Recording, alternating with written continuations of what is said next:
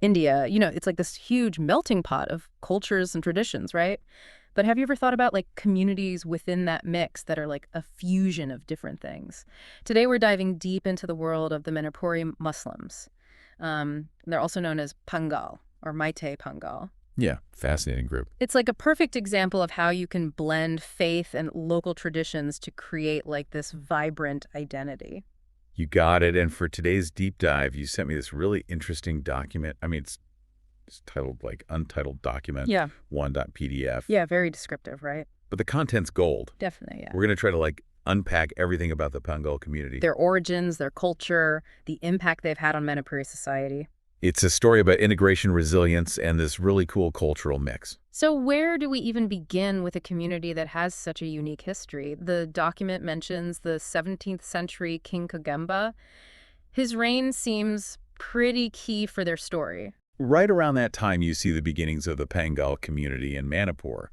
And it wasn't like this one big event, more like different groups trickling in over time. So not just a single wave of migration, but more like a constant flow of people coming in for different reasons. Exactly. The document highlights a few things. Okay, let's hear it. First, you have some who were war captives, right? Brought from places like Bengal, where Islam was already established. So they were kind of forced into this new environment. Then you have traders, artisans, folks skilled in things like weaving, blacksmithing, even gunmaking. Coming in looking for opportunities. Drawn in by the possibilities of a new land. And then you have the Meitei kings themselves. Oh, wow. So they were actively involved in shaping the community. Totally.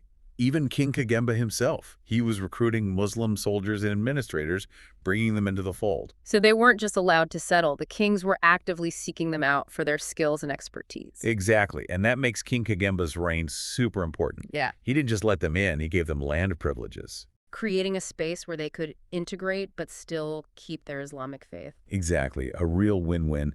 And it's from that mixing over generations that we get the name Meitei Pangal. It's like a label that perfectly captures their blended heritage Meitei for the local connection, and Pangal for those roots that extend beyond Manipur. Precisely a beautiful example of how cultures come together to create something new. So we've got these two distinct cultural streams, Islam and Meitei traditions. How did they start to blend in everyday life? Let's talk language and cultural practices. Well, language is a great place to start.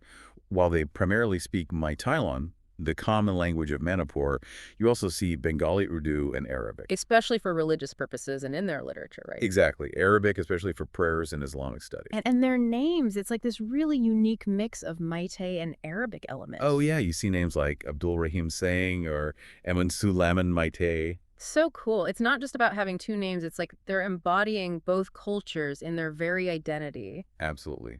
And this blending continues with their clothes. Oh, tell me about that. I'm fascinated by how cultures express themselves through clothing.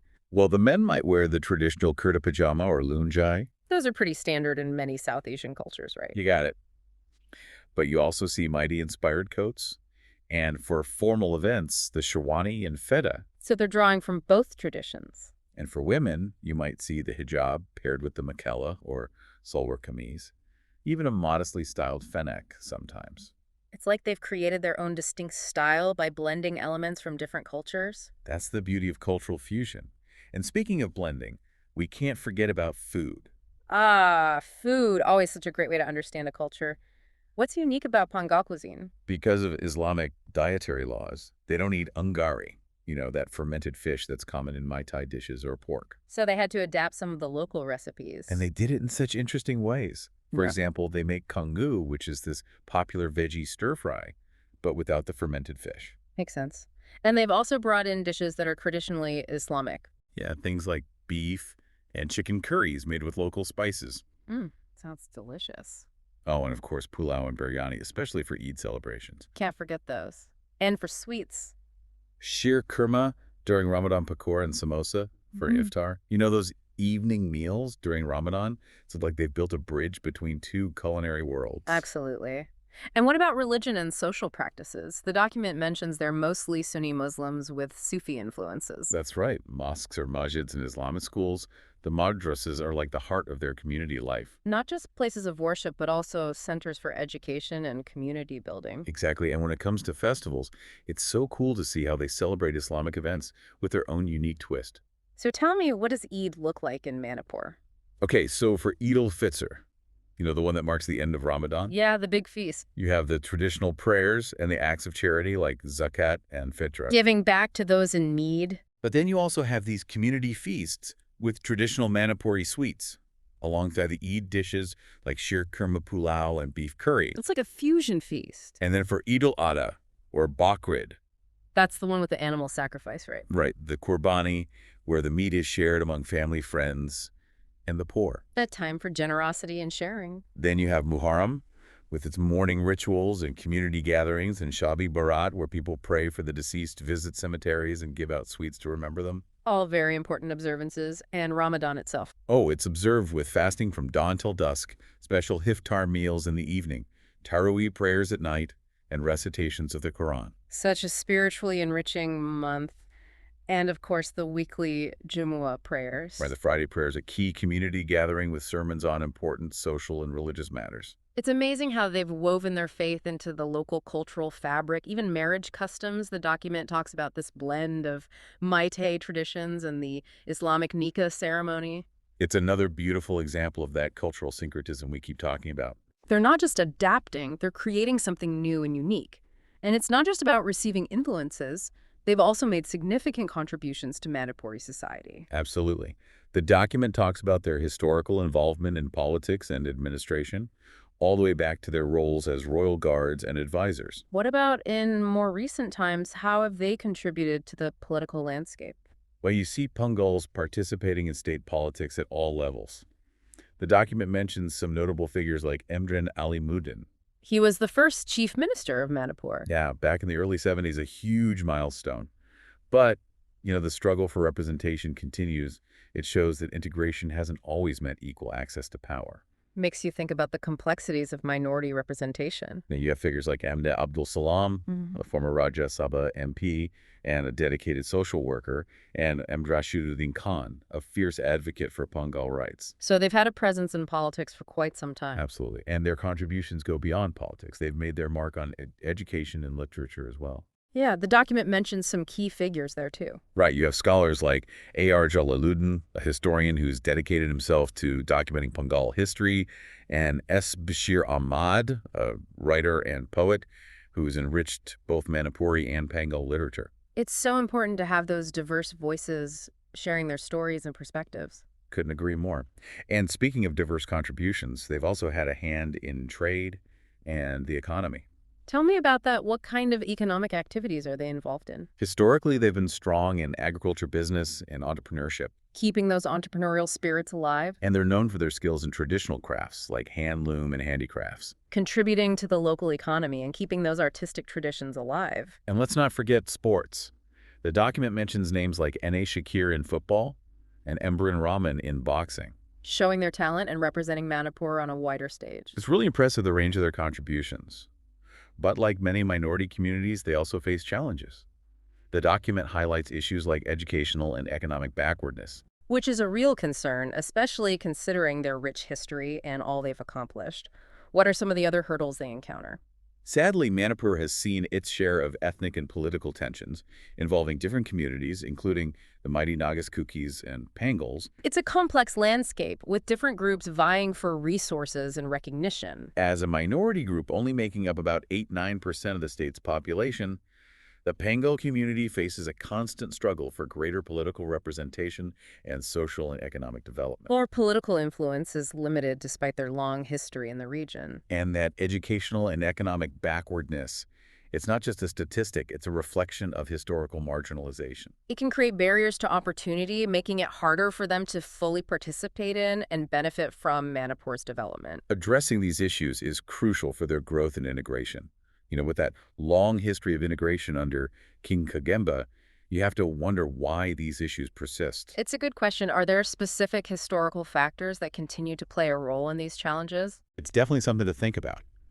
But it's heartening to know that there are organizations and initiatives working to address these issues, People within the community stepping up to create positive change. focusing on areas like education, employment, safeguarding minority rights, empowering women, and promoting education for youth. They're taking charge of their own destiny. Exactly. And there are also concerns about land rights and the need for inclusive economic development within the community. Providing opportunities for everyone to thrive. Precisely. The document delves a bit deeper into education and the economy. It mentions that historically, access to education within the Pangal community has been limited. What factors contributed to that? While various socioeconomic factors played a role creating barriers for many. But the establishment of madrasas alongside modern schools like Lilong Horebi College and Pangal Higher Secondary School represents a step in the right direction. Expanding access to both religious and secular education. But despite these efforts, the document points out that overall literacy rates within the community are still lower compared to some other communities in Manipur. Highlighting the need for continued investment and focus on education. And on the economic front, while they're still actively involved in agriculture, they're branching out beyond traditional sectors. Moving beyond the farm and exploring new opportunities. Exactly.